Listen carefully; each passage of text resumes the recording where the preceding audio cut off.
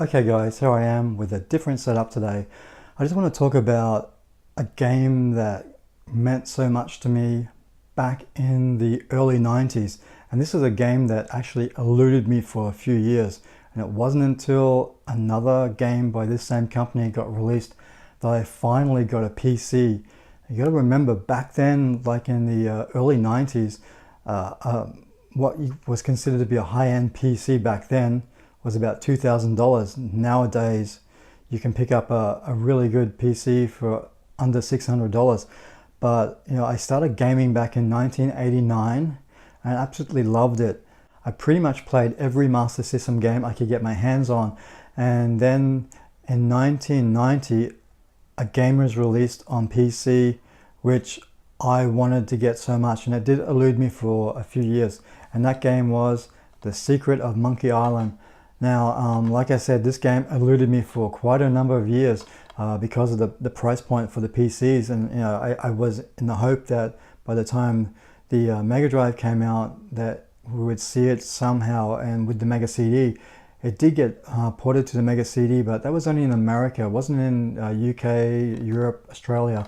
So I did end up buying this game on PC when Grim Fandango came out, which is probably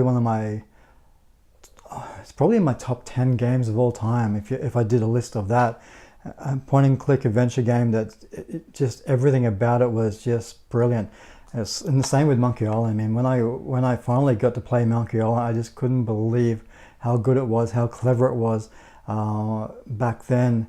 And it's always stayed with me all those years. And when it was released on the special collector's edition, where everything had been updated, I think Dominic, who did the voice for Guybrush Threepwood, came back to do all the dialogue for this game, and it just looks so great. The updated graphics, and this was a bonus to have the Secret of Monkey Island 2, LeChuck's, I think it was LeChuck's Revenge, that's right.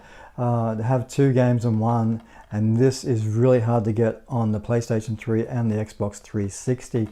These things sell for maybe up to $79, $89 now. I got this from EB Games, which is, like I keep saying, the equivalent to GameStop in America and Canada, for probably about, I think it was $20. That was a rare find to pick that up here in Australia with the UK classification labeling. But it was a great time in gaming for point and click adventure games. One of the earliest memories I have was with a game by LucasArts, was Loom, and that game relied heavily on music. I would love to see that game get a remaster. That was an amazing game, and just the content you would get in the PC games, box sets, the boxes was amazing. It's just so much stuff, and Monkey Island has some great stuff. Grim Fandango's had some amazing things as well. It just all of those LucasArts, Lucasfilm point-and-click adventure games used to come with some cool items inside. We don't see that anymore. I think if you want to see something like that, you'll have to look at limited run games. Every now and again they'll do a release where, I think it was Thumbleweed Park. They did their special edition where it looked like a old PC game in a box, would come with some really cool items. But another thing about the 90s, you have to remember PC gaming was massive. It was absolutely massive compared to console gaming.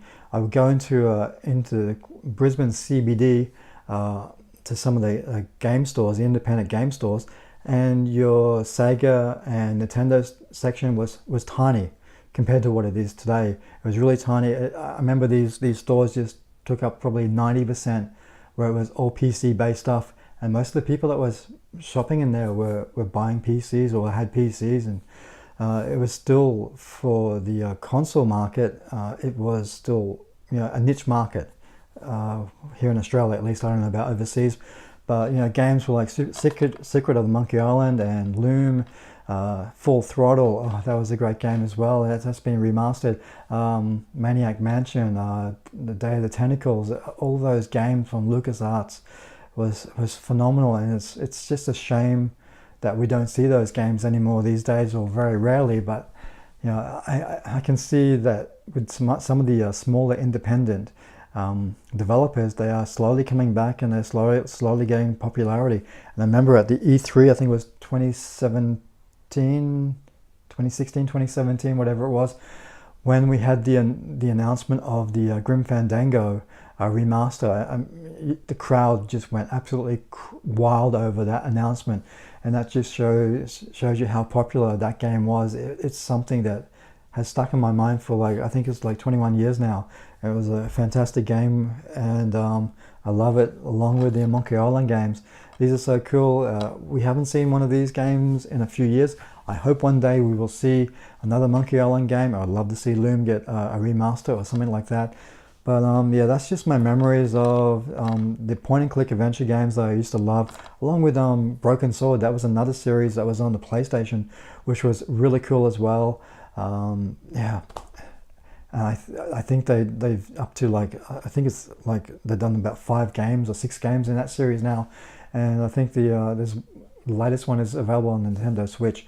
But yeah, I have seen over the last year or so on the Nintendo eShop some point-and-click adventure games, 8-bit, 16-bit looking games. But it is good to see that sort of stuff, and it is a genre that isn't as popular now. But if the developers can come up with new ideas on how to reinvent this genre, it will just take off again for sure. So hey guys, thanks very much for watching. Don't forget to like and subscribe, and tell me, what about the setup? Is it looking okay? I just wanted to try something different this time than being behind a wall of games or something. So hey guys, see you later.